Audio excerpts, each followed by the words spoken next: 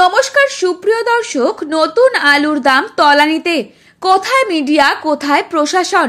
প্রশ্ন তুলছেন আলুর জগতের সাধারণ চাষিরা। তাই তো আসন্ন সিজনে সরকারকে সরাসরি সুলভ মূল্যে আলু কেনার আবেদন জানাচ্ছেন বাংলার আলু চাষি ও ব্যবসায়ীরা। বিগত বছরে তিক্ত অভিজ্ঞতার কারণে এই বছর আলু সংরক্ষণের আগ্রহ হারিয়েছেন চাষি ও ব্যবসায়ীরা।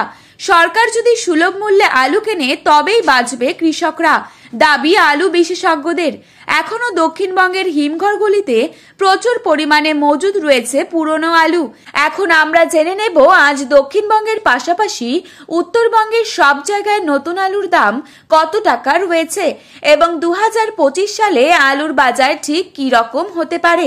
জানতে হলে অবশ্যই পুরো ভিডিওটিকে শেষ পর্যন্ত দেখবেন এবং চ্যানেলটিতে নতুন এসে থাকলে অবশ্যই চ্যানেলটিকে সাবস্ক্রাইব করে পাশে থাকা বেল আইকনটিকে প্রেস করে রাখবেন।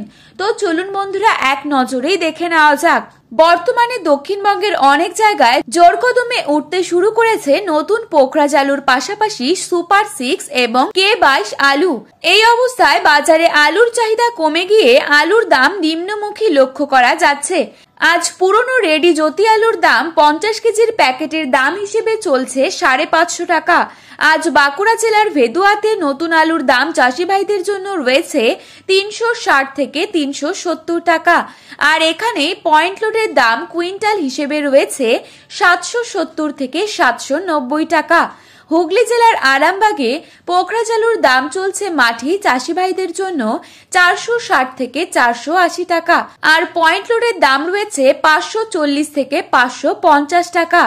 আজ বর্ধমানের জামালপুরে পোখরাজ আলুর দাম চলছে 430 থেকে 450 টাকা। বাঁকুড়া জেলার ইন্দাসে নতুন পোখরাজ আলুর দাম শোনা যাচ্ছে 390 টাকা। গড়বেটায় 380 থেকে 400 টাকা রয়েছে আলুর দাম।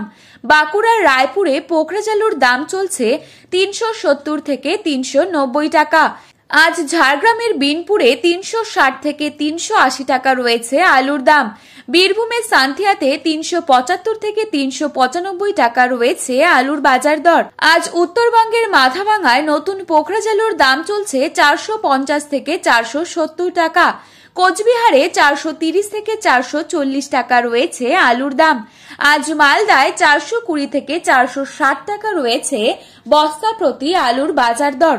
তো বন্ধুরা, এই ছিল আজকের আলু সম্পর্কিত গুরুত্বপূর্ণ আপডেট।